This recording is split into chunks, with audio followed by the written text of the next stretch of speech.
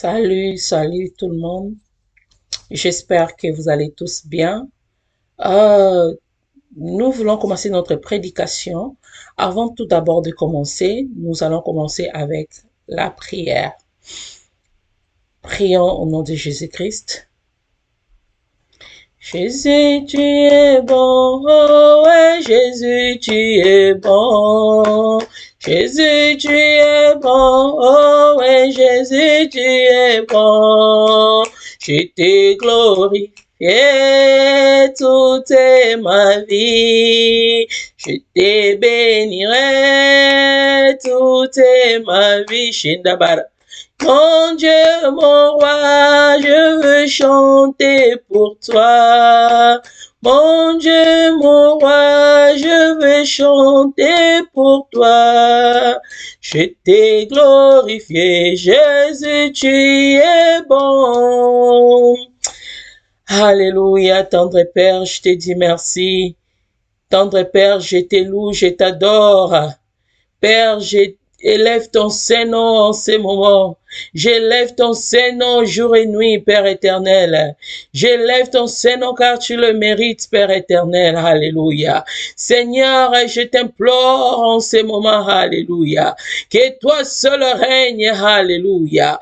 Parle à ton peuple, Yahweh. Parle à ton peuple, El Shaddai. Que tes enfants soient édifiés dans ces messages venant de toi, Seigneur Jésus-Christ, et que je sois effacé pour que tes enfants puissent écouter ta parole. Au nom précieux de Jésus-Christ de Nazareth, que tout ce qui sortira de cette bouche, que cela vienne de toi et toi seul, Père éternel. Tout esprit de distraction, je les rends captifs au nom de Jésus-Christ. Et tout esprit qui ne confesse pas ton Saint-Nom, je les rends captifs au nom de Jésus-Christ. Dans le nom précieux de Jésus-Christ de Nazareth, j'ai ainsi prié. Amen. Bien-aimés, notre thème d'aujourd'hui, c'est ce que tu aimes faire souvent. Peut-être, ce que tu aimes faire souvent peut être ton talent. Ce que tu aimes faire souvent peut être ton talent. Ok, nous avons vu l'histoire, nous allons plutôt lire l'histoire de Pierre et ses associés. Comment est-ce qu'ils étaient des pécheurs? Nous allons lire Luc 5, c'est Luc 5 jusqu'à ce que nous allons jusqu'à la fin. Donc du début jusqu'à la fin. Je vais chercher Luc 5. Voilà. Luc 5, je lis au nom de Jésus-Christ. Comme Jésus s'est trouvé auprès du lac de Génézareth et que la foule s'est pressée autour de lui pour entendre la parole de Dieu. Il fut au bord du lac 2 barques, d'où le pêcheur était descendu pour laver leurs filets. Il montant dans l'une de ces barques qui était à Simon, et il le pria de s'éloigner d'un peu de terre. Puis il s'assit et de la barque, il enseignait la foule. Lorsqu'il cessait de parler, il dit à Simon, avec en pleine eau, et jetez vos filets pour pêcher.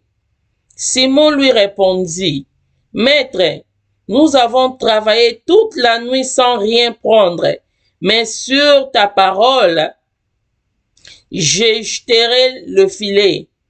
L'ayant jeté, ils prirent une grande quantité de poissons et leur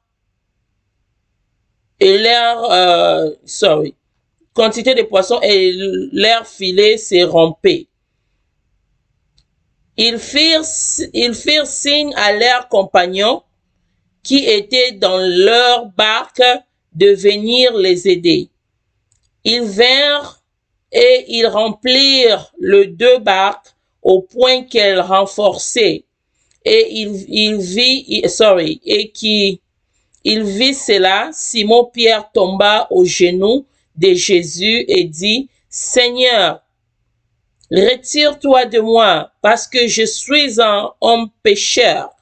Car l'épouvante l'avait saisi, lui et tout ce qui était avec lui, à cause de la pêche qu'ils avaient faite. Ils en étaient de même de Jacques et de Jean, fils de Zébédée, les associés de Simon. Alors, Jésus dit à Simon, ne crains rien, ne crains point. Désormais, tu seras pêcheur d'hommes. Et ayant ramené leur barque à terre, ils laissèrent tout et les suivirent. Amen. Bien-aimés, nous avons vu comment est-ce que les gens qui étaient là, les hommes étaient entrés, ils étaient de pêcheurs de poissons. Mais quand Jésus-Christ est venu, auprès d'eux, il leur a montré qu'est-ce qui était réellement leur mission, leur appel. Bien-aimé, l'Éternel, sa priorité n'est pas pour les choses de ce monde. Sa priorité n'est pas aux choses que nous faisons dans le monde pour nos propres biens. Non. La priorité de l'Éternel, c'est de gagner les âmes, bien-aimés. L'Éternel se concentre beaucoup plus sur les âmes. Ce n'est pas sur les choses pour nous nourrir. Parce que lui-même dit, ne vous inquiétez de rien. Mais cherchez premièrement les royaumes des cieux et le reste vous sera donné par-dessus tout. Si toi tu penses que ce que tu fais là, pour l'intérêt de ta vie quotidienne, cela n'intéresse pas Dieu parce que l'Éternel veut que lui-même soit le maître de te nourrir et qu'il soit le maître de t'habiller, de tout ce que tu as comme besoin. Je ne dis pas que les gens doivent être fainéants ou quoi. Non, on doit travailler. D'ailleurs, la Bible nous dit, l'Éternel n'aime pas des, comment on les appelle, des fainéants. Voilà. Alors, il faut travailler. Mais l'Éternel veut que la priorité soit dans son œuvre. Ok? Aujourd'hui, toi et moi aussi, nous avons des talents. Nous avons des talents, mais il y a d'autres qui ne savent pas quel peut être mon talent. Quel est le talent? Qu'est-ce que je suis venu faire dans ce monde? Mais tu n'as pas besoin de te poser toutes ces questions parce que l'Éternel est là pour toi. L'Éternel veut te montrer quel est réellement ton talent. L'Éternel même a mis dans les signes quel est réellement le talent. Raison pour laquelle notre thème d'aujourd'hui, que ce que tu aimes faire souvent, peut être ton talent. Donc, c'est-à-dire la chose que tu aimes faire de temps en temps. Peut-être toi, tu fais ça seulement pour, comme en anglais, on dit comme hobby. C'est-à-dire, pendant ton temps, quand tu as le temps libre, tu aimes faire ça, tu aimes, oui. Mais ça peut être ton talent. Ça peut être ton talent. Même ceux qui sont encore dans le monde. Il y a une personne qui aime, par exemple, peut-être se chamailler de temps en temps avec les autres. Et aime parler, ou soit il aime parler du mal contre les autres. Tu aimes parler du mal aux autres. Mais quand tu parles, les gens te croient. Et même quand ce n'est pas vrai, les gens te croient. Ça peut aussi être un talent, parce que le diable, c'est le père de, c'est notre accusateur. le père des mensonges. Et quand il sait déjà que ton talent est déjà, lui, il vient seulement pour mettre le contraire de ce que l'Éternel a déjà créé. Le diable n'a rien créé. L'Éternel a tout créé, bien-aimé. Mais le diable, comme c'est le père de mensonges, il précipite. Il vient pour te donner ce que le mal là que tu t'accroches là.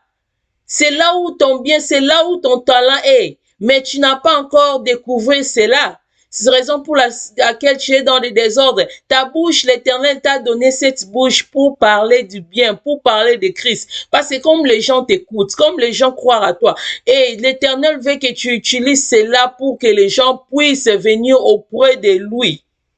Mais parce que tu ne comprends pas, tu commences à croire que le diable, c'est le diable qui est en train de jouir maintenant parce que tu es en train de travailler pour le diable.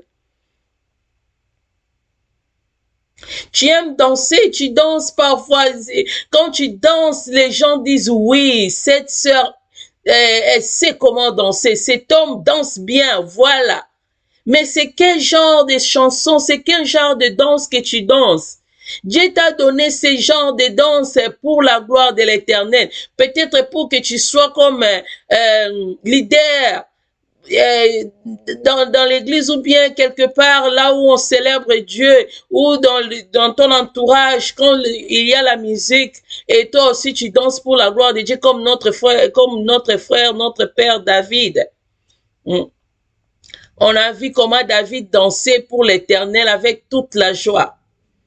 Dieu t'a donné la voix pour chanter pour lui. Mais aujourd'hui, toi, tu es là pour chanter pour le monde. Qui est en train de bénéficier? C'est le diable qui est en train de bénéficier. C'est le diable qui est en train de bénéficier dans cette chose. Alors que nous tous, comme nous sommes là, nous avons des talents que l'Éternel a mis en nous. Ouais. L'Éternel a mis en nous des talents et il a fait toutes choses pour sa gloire, bien-aimée. Nous allons d'abord lire 1 Colossiens 1,16. Sorry, pas 1 Colossiens, désolé. Colossiens 1,16. Nous allons lire Colossiens 1,16. Colossiens 1 et puis nous lisons 16. Colossiens 1, 16, je lis au nom de Jésus. Car en lui ont été créées toutes les choses qui sont dans les cieux et sur la terre, les visibles et les invisibles. Trône, dignité, domination, autorité. Gloire à Dieu. Car en lui ont été créées toutes les choses.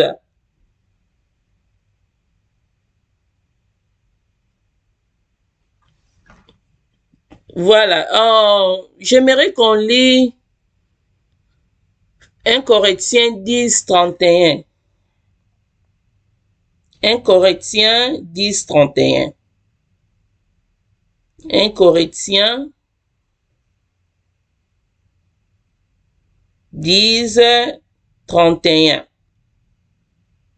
Je lis au nom de Jésus. Soit donc que vous mangiez, soit donc que vous mangiez, soit que vous buviez, soit que vous fassiez quelque autre chose, faites tout pour la gloire de Dieu. Amen, c'est ce que je cherchais. Faites tout pour la gloire de Dieu. Quand lui, il a créé toutes choses pour lui, pour lui seul. Et faites toutes choses pour la gloire de Dieu, bien-aimés. Nous devons faire toutes choses pour la gloire de Dieu. Tout ce que nous devons faire ici doit être pour la gloire de Dieu. Je ne l'ai pas inventé. C'est ça, c'est la Bible qui nous dit. Si vous voulez lire ça encore à la maison, vous pouvez aller même en haut, de commencer en haut et vous descendez. Donc, 1 Corinthiens 10, 31. Voilà. Donc, si tu es dans des choses, tu sens que tu fais ces choses-là, même dans les bons ou dans les mauvais. Tu fais la chose, mais tu ne sais pas pourquoi. Tu es vraiment, donc, c'est comme la base, c'est comme, tu peux avoir d'autres choses que tu fais, mais celle-là, vraiment, c'est comme base. Même quand tu chamailles de temps en temps, sache-le et ça peut être aussi une façon de la bouche que l'Éternel t'a donnée pour évangéliser. Hein? Surtout quand tu dis, comme je viens de dire, si tu danses de temps en temps, mais quel chant, quelle danse tu danses. Sache-le que l'Éternel t'a donné le don de danser comme David. Si tu chantes, l'Éternel t'a donné la voix de chanter pour lui et lui seul, bien-aimé. L'Éternel, quand il va rentrer, il va nous demander les talents pour le jour où nous serons auprès de l'Éternel. Il va nous demander tout cela. Avec les talents, qu'est-ce que tu as fait avec ces talents? On va pas lire cela parce que c'est long, mais si nous regardons Matthieu 25, 14 jusqu'à ce que vous descendez, en commençant par Matthieu 25, 14, vous descendez, nous allons voir l'histoire de parabole que Jésus-Christ est en train de donner sur le maître qui a laissé des talents à ses serviteurs. Il y avait 3 serviteurs. Et les talents, il a donné à l'un 5 talents. La deuxième personne avait reçu 2 talents. Si je ne me trompe pas, oui, 2 talents.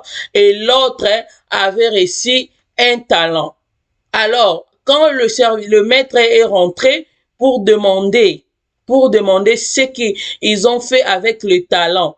Et la première personne a présenté ses talents. Maître, tu m'avais donné 5 talents et voici, je multiplie aussi 5 talents, mais voici, je suis arrivé avec 10 talents. Je suis arrivé avec 10 talents et voici mon travail. Et le maître avait acclamé, il a apprécié, il dit bon serviteur fidèle et bon serviteur, et entre dans la gloire. Vous voyez? Et la deuxième personne aussi a multiplié aussi 2 de plus, donc 2 plus 2, 4 talents. Très bien, le maître avait apprécié, bon serviteur, entre dans la gloire de Dieu. Et la troisième personne, il a dit que lui, il avait eu peur parce que il a peur de maître, parce que maître,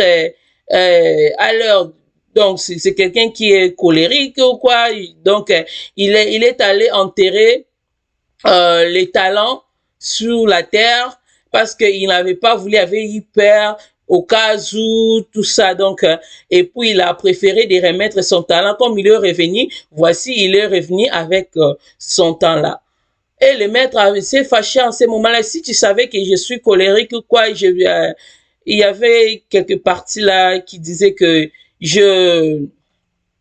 comment dirais-je, donc je récupère là où tu n'as pas sémé, tout ça, donc voilà. Et puis si tu savais tout cela, tu ne pourrais pas garder mon talent comme ça sur la terre. Tu devais même donner ça au banquier pour que le banque, quand même, je voulais retourner, j'allais directement aller à la banque pour récupérer mon talent. Voilà. Aujourd'hui, cette parabole est très profonde. C'est tellement profond que si les gens peuvent regarder les talents, quels sont des talents, quels sont ces gens-là, quel est ce maître? Le maître, c'est Jésus-Christ.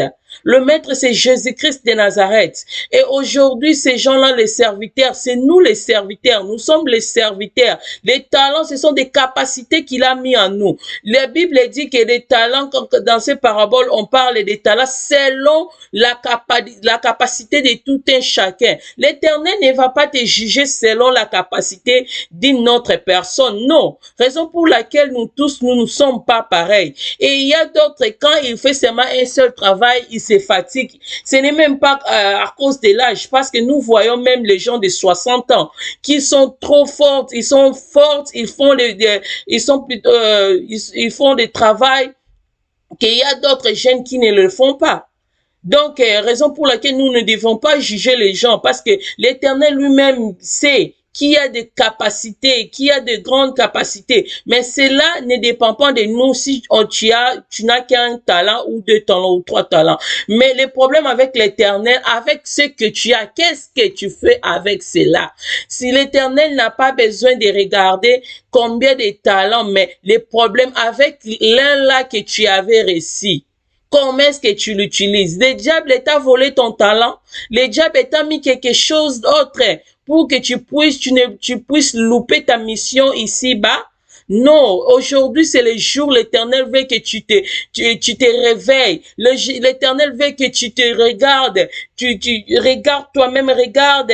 Qu'est-ce que je faisais bien avant? Qu'est-ce que j'ai tué dans ma vie? Parce qu'il t'a donné le pouvoir et l'autorité de marcher sur le serpent, sur le scorpion. Et rien ne pourra te nuire, bien-aimé. Aujourd'hui, c'est le jour que tu dois récupérer parce que celui qui n'avait pas utilisé son talent dans le parabole, on a vu, il n'était pas entré dans la gloire de Dieu, mais il a été rejeté. Et puis, il devait aller là-bas, on devait le couper parce que,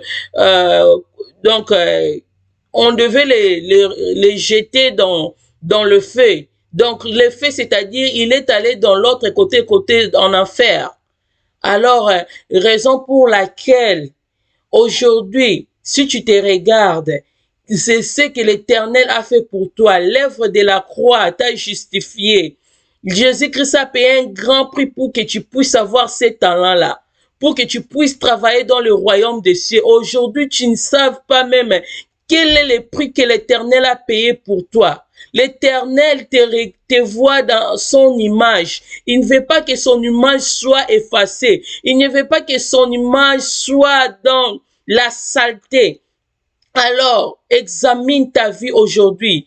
Oh bien-aimé, j'aimerais encore ajouter ceci. Ne pense pas que parce que cela peut être ton talent et que cela sera si facile comme ça. Oh, mais peut-être quand je suis en train de parler, tu es peut-être en train de dire, oh, mais si c'est juste pour danser. Moi, je sais danser, on m'a donné ce talent de danser. Je peux danser comme ça? Non, bien-aimé. L'Éternel ne travaille pas avec les gens comme ça, non. L'Éternel doit t'amener à un niveau, à une dimension, aux épreuves, pour que tu puisses comprendre que ça, c'est la main de l'Éternel. L'Éternel ne travaille pas avec les gens comme ça. L'Éternel, il faudra qu'il te forme, qui te donne le temps parce qu'il y a tellement de combats. Le diable ne veut pas que les enfants de Dieu puissent travailler ici-bas. Le diable, nous sommes dans ce monde, mais nous ne sommes pas de ce monde. Et tu penses qu'être étranger dans ce monde, les propriétaires de cette terre en ce moment ici, au moment dont on parle, si je dis les propriétaires de cette terre, ce n'est pas que le diable a créé quelque chose, non. L'Éternel a laissé parce qu'il a jeté ici-bas, donc il a précipité ici pour détruire les enfants de Dieu. Même l'Éternel lui-même dit, malheur à vous car le diable a précipité là où vous êtes. Donc, raison pour laquelle on peut dire les propriétaires selon lui, comme il croit, comme il est en train de régner d'abord en ce moment ici. Voilà. Alors pour nous les enfants de Dieu, ce n'est pas facile pour faire l'œuvre de Dieu ici. Alors pour que l'Éternel soit sûr, qu'il se rassure que tu ne vas pas tomber dans le piège du diable. Parce que si tu tombes dans le piège du diable et que tu n'étais pas tellement affermi et tu tombes dans le piège, le diable ne va pas te louper, bien-aimé. Le diable, toi tu es en train de prier, de jeter des feux tout le temps. Oh, fire, fire, fire. Et les jours que tu tomberas dans le piège du diable, tu penses que le diable va te laisser comme ça partir. Non, le diable ne va pas te laisser. Raison pour laquelle cette vie avec l'Éternel, de faire l'œuvre de l'Éternel, ce n'est pas facile. L'Éternel veut que tu sois affermi. Nous avons vu ça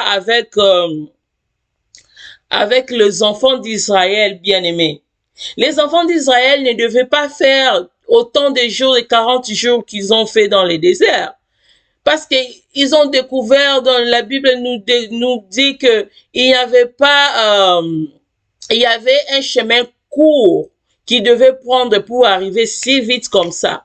Mais l'Éternel voulait qu'il entre dans le cours de l'Éternel. Il voulait vraiment donc qu'il soit enfermé dans la foi. Parce que dans cette marche, dans cette ce que l'Éternel veut pour toi, avec ces temps-là pour servir l'Éternel, il faudra marcher d'abord dans la foi et dans la volonté de l'Éternel. Ça demande la foi, ça demande aussi l'obéissance. Ça demande la foi, ça demande aussi l'obéissance, bien-aimés.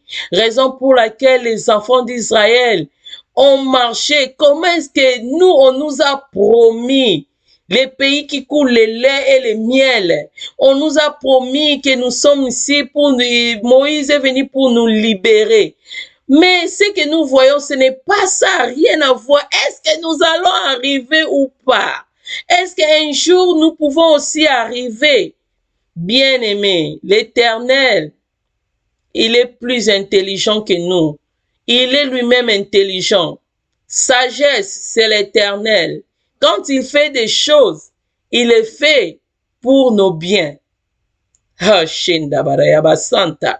Alléluia. Raison pour laquelle les enfants d'Israël ont marché dans le désert pendant ce temps, malgré que l'Éternel donnait des mannes, de la nourriture, il donnait à boire. Ce n'était pas du tout facile. Ce n'était pas du tout facile. Même toi aussi, aujourd'hui l'Éternel veut te dire, ça ne sera pas facile. Mais si tu demeures dans la foi, tu vas y arriver. Si tu demeures dans l'obéissance, tu vas y arriver, bien-aimé.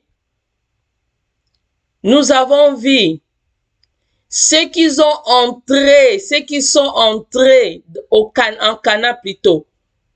C'était ceux qui ont demeuré dans la foi. Nous n'avons vu que 2 adultes. Vous voyez? L'Éternel a donné l'opportunité à la nouvelle génération d'entrer à Cana et pour faire l'œuvre de l'Éternel, pour commencer avec eux.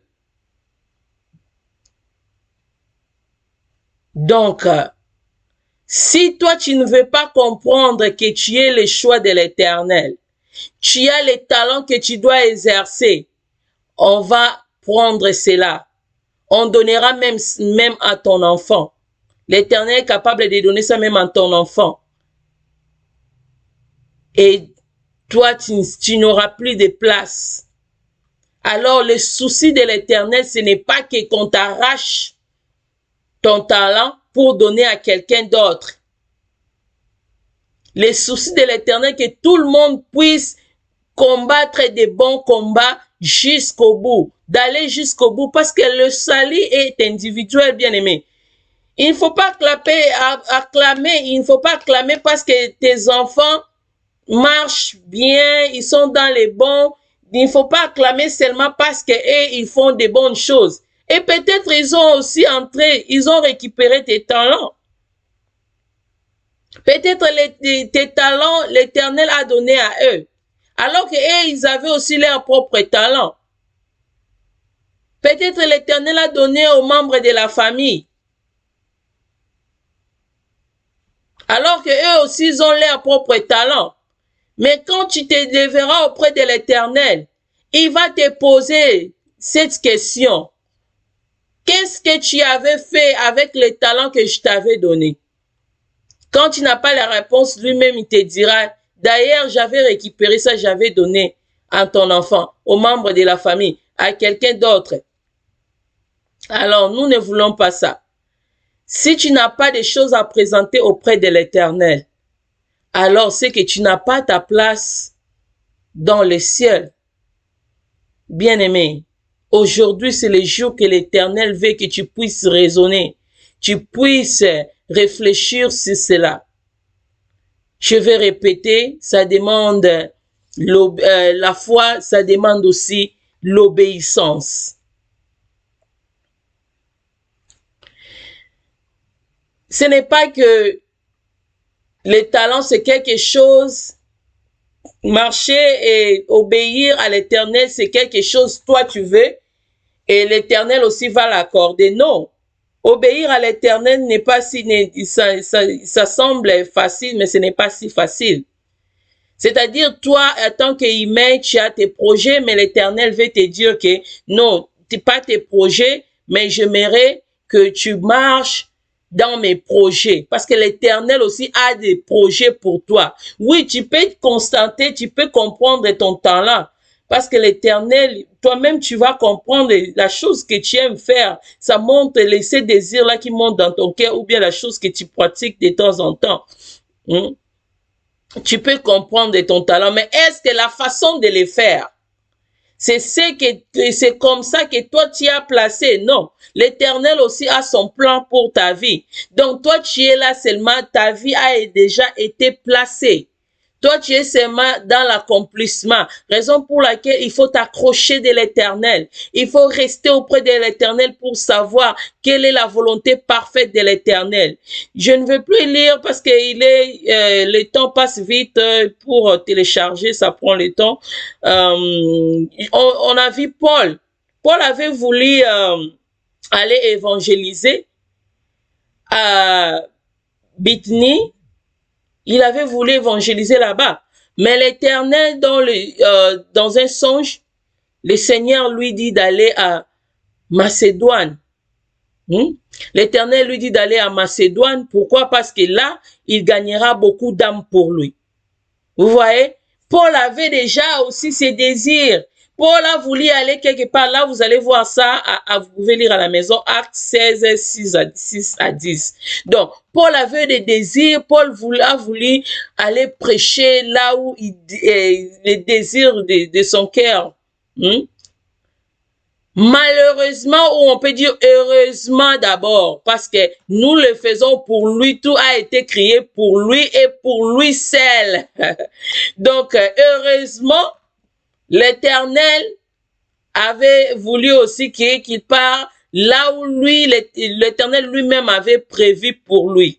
Et voilà, ça demande l'obéissance. Il faudra maintenant obéir pour aller. Sinon, tu vas louper. Il y a raison pour laquelle nous devons tout le temps demander à l'Éternel qu'il nous fasse grâce, même quand bien même nous avons nos propres désirs, nous avons nos propres plans, mais que nous puissions rester toujours dans sa volonté, comme Jésus-Christ à la croix.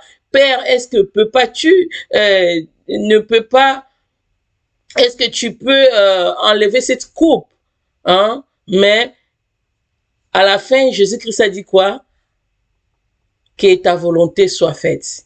Aujourd'hui, nous aussi, nous pouvons dire, hey Père, est-ce que tu ne peux pas enlever ceci? Tu ne peux pas me donner, est-ce que je ne peux pas aller de ces chemins? Je ne peux pas faire ceci au lieu de ceci. Dans toute chose, que ta volonté soit faite.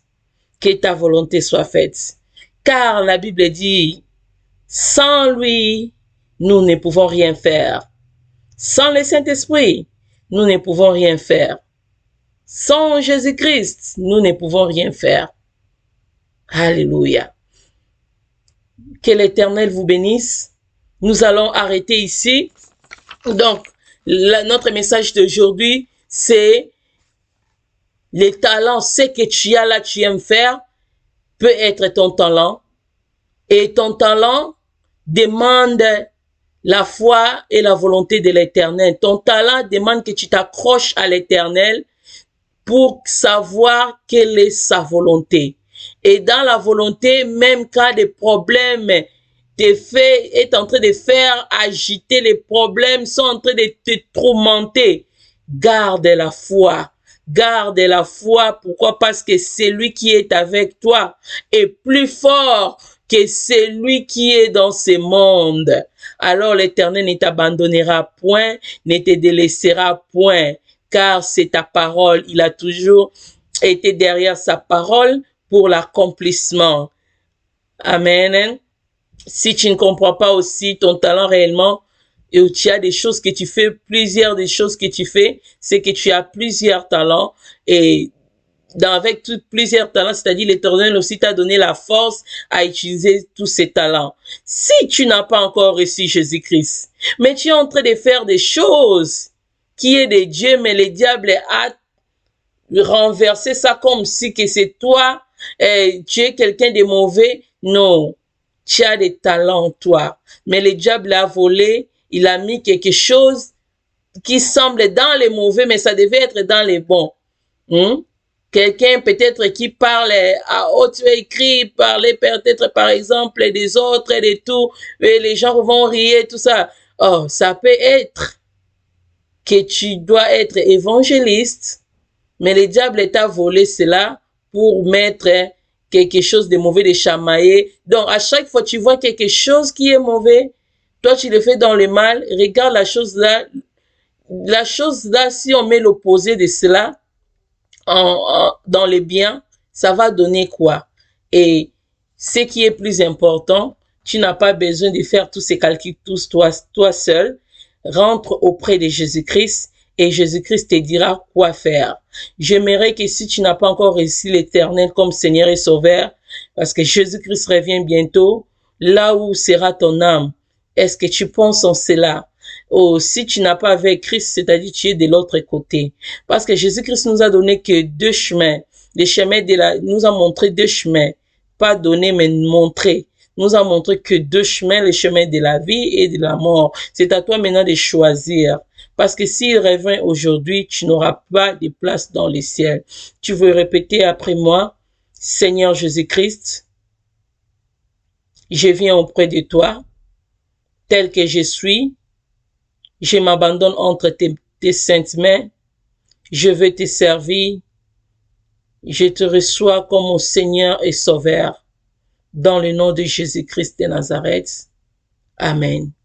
Si tu n'as pas l'église d'attache, cherche-la aux alentours, ou là où tu habites, tout près de toi. Et sois baptisé et commence à servir l'Éternel. Que Dieu te bénisse.